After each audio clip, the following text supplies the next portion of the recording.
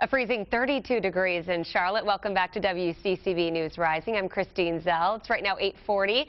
We're smack dab in the middle of cold and flu season, but how do you know which vaccines are safe if you do get pregnant?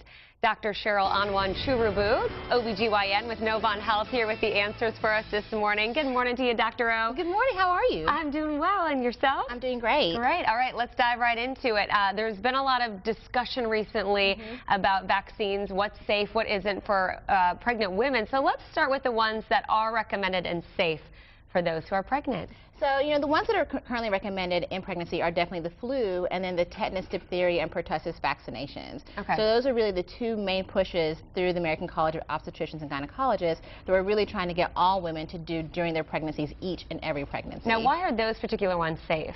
So the reason why they are safe is, number one, the type of vaccination that they are. So there are certain vaccines where they actually use a small amount of the actual virus in order to vaccinate people. And so there is a small risk that if you were to get that vaccination, could you potentially then develop that disease, which would then be dangerous in your pregnancy. Of course. So with both flu and the tetanus vaccination, neither one of them have an actual live virus in that vaccination, and so we consider them to be safe.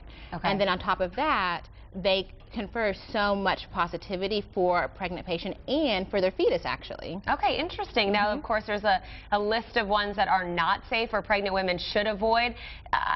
In particular, right now, Disneyland has been talking about the measles, and if you are planning a trip, to be vaccinated before you go. So what if you're pregnant, you're planning a spring break trip with your family, you're being told that you should be vaccinated, but you're saying this isn't so safe for pregnant women? Exactly. So the thing is that, measles, mumps, and rubella, so we call it the MMR vaccination, we don't consider it to be safe in pregnancy. Now, let's say you got it and then you found out next week that you were pregnant. Well, that's okay. We have never seen the MMR vaccine cause any issues in a pregnancy itself, and so we don't think that you should necessarily try to, talk about either ending the pregnancy.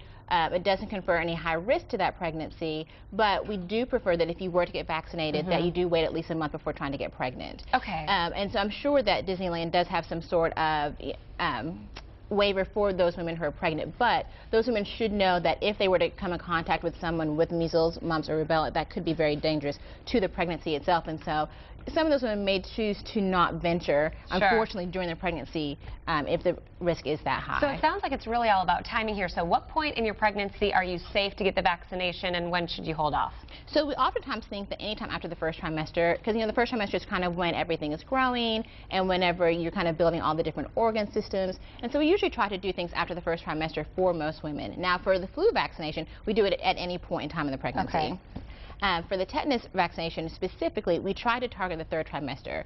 The reason why there's such a big push now for the tetanus vaccination is actually for the pertussis component. Pertussis is better known as whooping cough, and the highest rate of people with whooping cough are those under the age of 3 months of age, actually. Okay. And so the reason why we are pushing so hard for women to get this vaccination is because it actually gives protection to their babies. Wow. Because they don't start their vaccination series until they're 2 months of age, and they don't finish it till they're 6 months of age. A lot of really good information that you're giving us. And if you have more questions, of course, talk to your doctor, like Dr. O with Novant Health, and you'll help us navigate through all of that. Absolutely. Tricky, but that's why we have you. Thank you so much.